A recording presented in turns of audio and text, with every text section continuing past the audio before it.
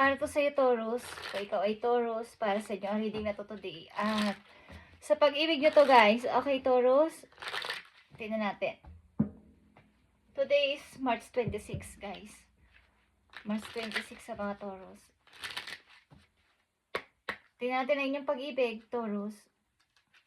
Sino man kayong nandito sa reading today, para to sa inyo. So, kayo ay may takot sa pag-ibig, guys.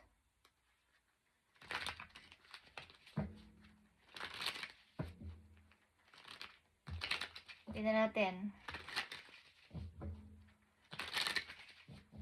Ang about sa inyong pag-ibig. Thank you.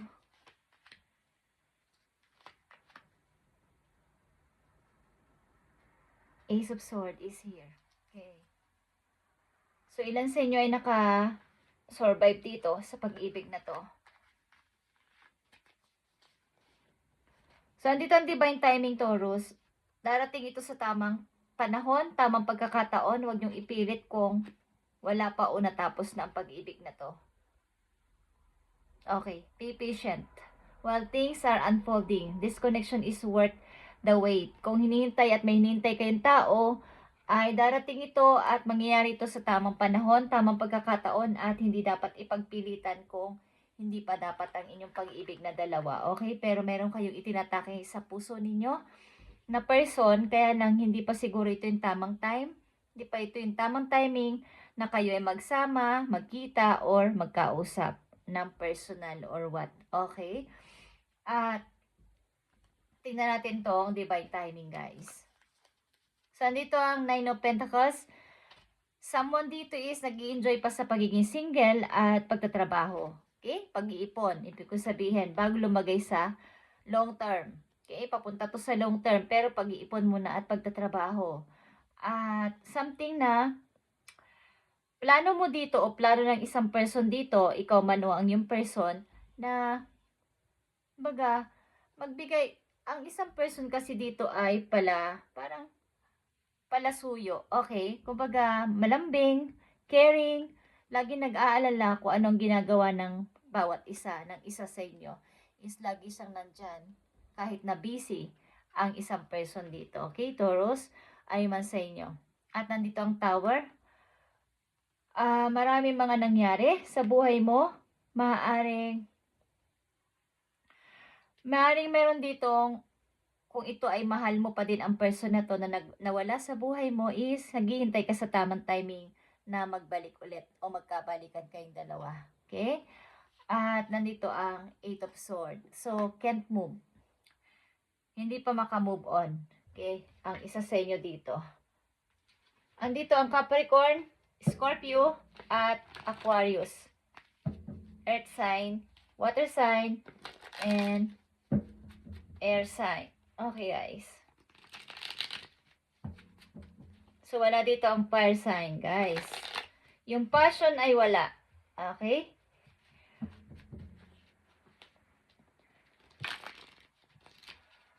So, may panunuyo. May pagmamanman din, guys. Kung ano na nangyayari. Maaring may umaasa dito na someday, magkaroon pa ng katuparan ito, kung ano man itong nasira o nawala sa aming relasyon, is maaaring may umaasa pa na someday is magkita kami, magkausap or magkasama ulit. Okay, Taurus. But sa kasalukuyan nyo, maaaring kayo ay nag-i-enjoy sa pag-work, pag-iipon ng money para sa future. Tingnan natin to, guys, Taurus. Nine of Pentacles, Knight of Cups, The Tower. Marami nangyari sa relasyon na to. At maaaring naghiwalay. May naghiwalay dito. So, andito ang Four of Swords, guys. Something, nasa paghihiling pa rin kayo hanggang ngayon. Hindi pa rin nakakalimutan ang nangyari. Yung kirot sa puso. Okay, Taurus. Nandito yung pag-ipon talaga ng money at gusto ninyo ting magnegosyo. Ang ilan sa inyo, makaipon ng money at magnegosyo, maging parang secured sa inyong pagtanda, sa pagre-retiro. gusto nyo magkaroon ng magandang buhay, makapag-business, something, at maging maayos sa inyong pagre-retiro kung sakasakali man. Okay, so meron kayong pangarap na ganito, kaya ang pag-ibig na to, maaaring kung wala pa, o nandyan na pero hindi pa kayo nagsasama is, parang hinintay nyo na lang sa tamang timing. Okay guys, so anditong reflection, ang the moon, shadow, galing sa nakaraan talaga na mayroong umaasa. Okay? May umaasa na sana mapatawad mo ko. May plano dito ang isang person na manuyo para sa nangyari sa kanilang dalawa. 8 of Wands is here. Okay. So ito ay talagang mabilis na nangyari. Itong paghihiwalay na to, ang pagkawasak ng isang foundation ng love na to. Mabilis lang. At biglaan. Unexpected. Okay? So, maaaring kayo ay isang pamilya. May mga anak ka sa person na to. But, sad to say, is maaaring may nag-aalaga ng anak nyo or may kasama kayo katulong sa pag-aalaga sa inyong anak. At maaaring hindi nyo asawa. Okay? So, mayroong paghihiwalay. Taurus. At ang ilan sa inyo ay nakapokus ngayon sa work at planong sa inyong pagtanda, pagre-retiro nyo is magkaroon ng maraming ipon, makapag-negosyo, at maging secured. Parang secured sa inyong pagtanda. Okay guys. So, nakapokus maybe kayo sa work and sa inyong mga anak. Kung may anak kayo sa ngayon, ano man ang inyong kasarian. Tingnan natin ang paparating sa inyong message Taurus. Ayon dito sa inyong sitwasyon. March 26 today. Guys. Tingnan natin. Thank you po. So, andito ulit ang King of Pentacles. Talagang kayo ay nakapokus at okay. King and Queen of Pentacles is here. And Three of Wands. So, maybe, kung kayo nasa relasyon na nga o may karelasyon kayo sa inyong kasalukuyan, both of you is, pareho kayong mahilig mag-work. So, magkaiba kayo ng tirahan, something. Andito ang Three of Wands, something may nagwe-wait. Waiting for your love. Okay, Taurus. Waiting pa. Kumbaga, divine timing. Ang makakapagsabi nito ay kapalaran kung magsasama kayo sa mga susunod na taon o panghabang buhay. So, itong relasyon na to ay parang andyan lang. Okay? But nag-i-enjoy kayo sa pag-work at pag-iipon ng money. Taurus, Knight of Pentacles is here. King of Swords. Six of Cups. And the Moon again. Okay. So, andito talaga yung seryoso nyong pagpaplano about sa inyong mga paplanuhin sa mga susunod yung taon sa buhay ninyo na ganito, ganyan, ang sisimulan ko, i-start ko, i-build ko. So, meron kayong plano para sa ikaunlad ng inyong pera, pag-unlad pa, taas pa ng ipon. So, may namimiss kayo talaga, ang inyong inner child or ang inyong mga anak, may namimiss kayo at maaaring hindi nyo kasama. So, andito yung shadow again sa inyong message is talagang may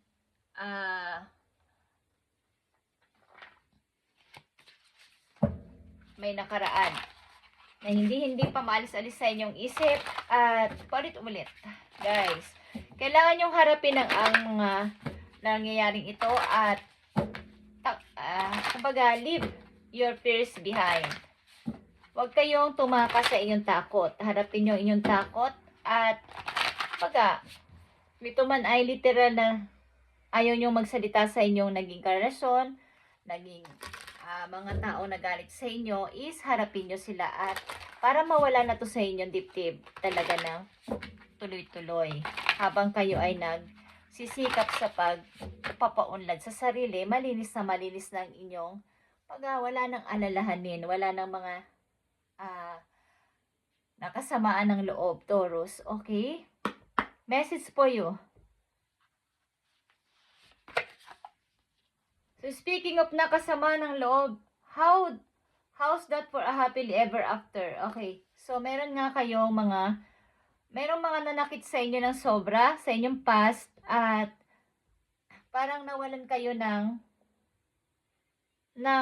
yung word na happiness, yung word na happily ever after. Sapagkat palagi na lang may nagwawakas, palagi na lang may nasisira, lagi na lang may kidlat, may kulog sa paligid ko. Lagi na lang may gulo. So, paano ako magiging masaya? Masasabing masaya. Andito kayo sa ang ilang Taurus dito ay may pagkamatigas ang puso sapagkat marami kayong naranasang hirap at sakit na mga salita or naranasan sa inyong nakaraan na parang hindi maganda. Okay? Kaya kayo ay nagsisikap na hindi kayo ma-down ng ibang tao at mag-ipon ng money. Nakakalimutan nyo na to ng inyong pagiging parang yung totoong happiness sa sarili. Yung magbalik man lang sa pagkabata. Minsan-minsan, ngumiti ng totoong ngiti, guys. Smile na totoong smile. At wag lagi nagmamadali.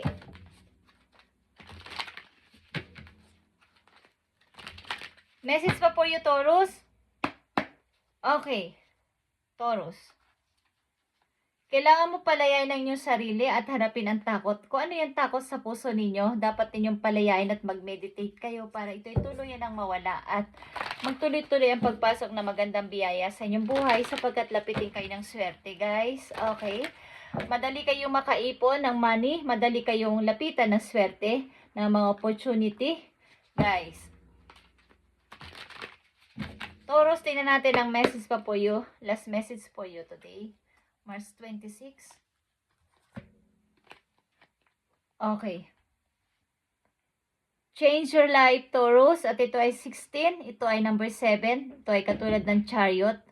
Is a sudden revelation that offers freedom. Break free for procrastination.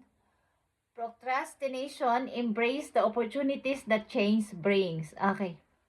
So, pakawalan mo talaga ang mga gumugulo sa isip mo. Palayain mo ang sarili mo sa mga tao, mga kirot, mga sakit na nangyari sa iyo sa mga nakaraang taon-taon sa buhay mo. At tuloy-tuloy ang pagdating lalo ng opportunity, magagandang opportunity sa buhay mo. Okay? Malaking pagbabago itong mangyayari sa buhay mo, Taurus. At napaka-ganda na mga paparating pa sa iyo bago ikaw ay magretiro. Guys, tanggalin mo ito. Okay? Yung about sa pagka-freedom. Guys, is palayain nyo ang sarili nyo sa nakaraan. Okay? Lan sa inyo. At ibigay nyo yung worry nyo sa inyong mga angels. Kay God, kay universe. Okay? Magsabi kayo. Release the past, guys. Okay? You will grow from this situation. Time to heal all wounds, guys. Okay? Isipin mo na lang yung bright side, yung positive na maraming naituro yung experience na to sa buhay mo kaya ikaw ay tumatag, naging matatag at matalino, naging practical sa kasalukuyan sapagkat ang sitwasyon mo noon ay malaki ang naitulong at naituro na lesson sa'yo. Okay? Nag-grow ka doon ng mas grabe, guys. Okay? At natutunan mo ito pa dahil sa kanila. Mag-thank you. Pagti-thank you na lang ang masasabi mo. Nakasurvive ka dito. Sobra. At maraming mga dumarating talagang opportunity sa'yo dito. At alam nyo, guys, meron dito talagang isang tao na palaging concern sa inyo. Andiyan siya palagi. Okay. Kahit na hindi nyo pinapansin, ini-ignore nyo, ang person na to ay parang laging nandyan. Kahit na ang tingin nyo sa kanila ay kaibigan lang. Okay? Di ko alam kung ito ay babae o lalaki o magkababata kayo.